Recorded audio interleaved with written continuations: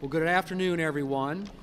As it stands today, the Senate has confirmed 18 cabinet or cabinet level nominations for the Trump administration.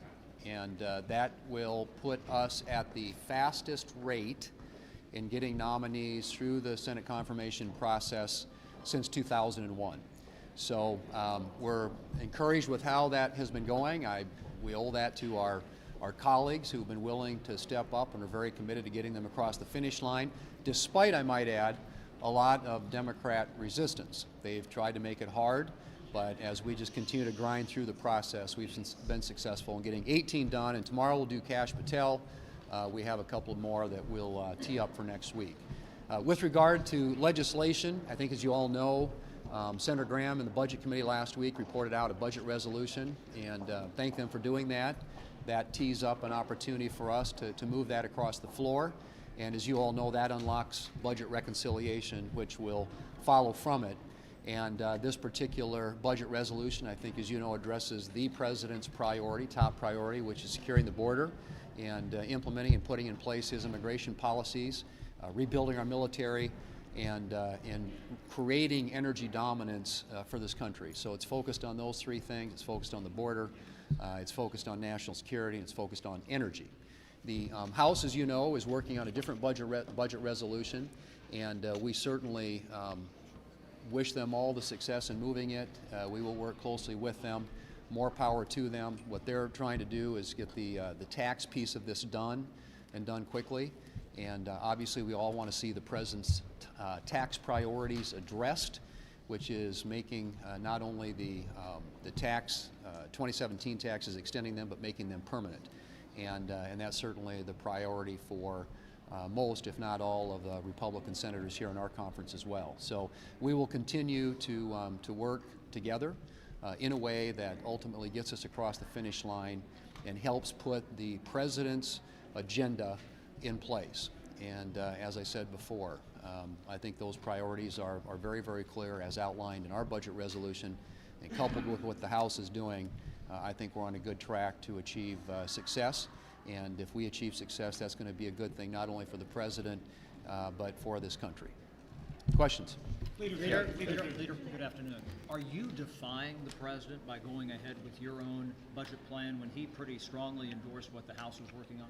Well, I think he's made it clear for a long time that he would prefer one big, beautiful bill. And we're fine with that too. If the House can produce one big, beautiful bill, we're prepared to work with them to get that across the finish line. But we believe that the President also likes optionality. And the legislation that we'll be working and voting on tomorrow addresses, as I said, those three critical priorities.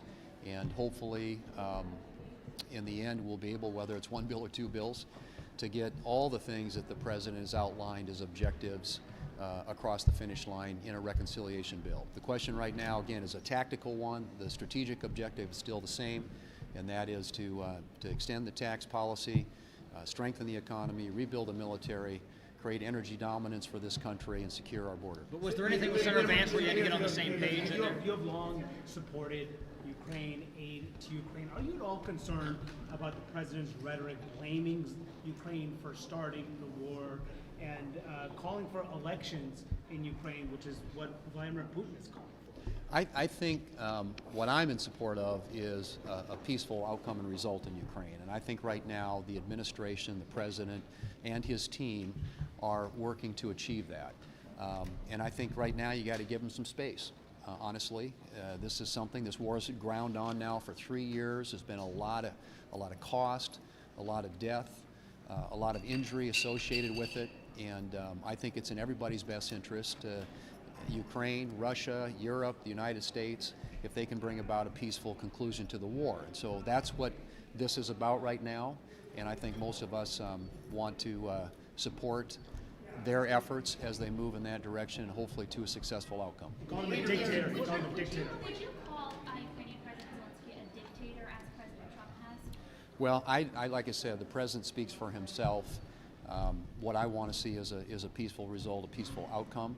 And I think right now there's a negotiation going on, and let's see where that ultimately leads. Hopefully it'll get to the outcome we all want to see. Leader One more. Thune, Yeah. you're fond of saying that agriculture is the lifeblood of South Dakota. Right. Yet your farmers, already struggling, are now facing additional headwinds, including contract freezes, staff firings, including inadvertent ones or accident ones affecting bird flu responders, and also the interruption of overseas food aid that they depend on. So how does all this make sense when food prices are already through the roof, and when support for downsizing the government could be on the chopping block as the damage from this purge builds up? Well, look, I think we all know that the administration, the new administration, is giving a very careful scrub to the government, to all the agencies of the government, to figure out how we can do things more efficiently and save money for the American taxpayer. It's important in doing that you don't undermine important services. In many cases, as you point out, there are some that affect my state. There are some that affect all of my colleagues' states around the country. We will work with the administration as they move forward to ensure that important services that have to do with health and safety, for example, are protected and preserved. But I think we all understand that this government, federal government, is long in need of the kind of scrub that is being done to figure out how we can do things better. And I think most of us support that effort. And we will, with our individual states, respond to the administration if there are things that we think that need to be addressed that perhaps they're not considering as they make some of these decisions. But at the end of the day, the American people, I think, demanded in the election that we have a smaller, more limited, more efficient federal government that costs less and delivers the important services that they expect their government to deliver. Thank you. The Vice President said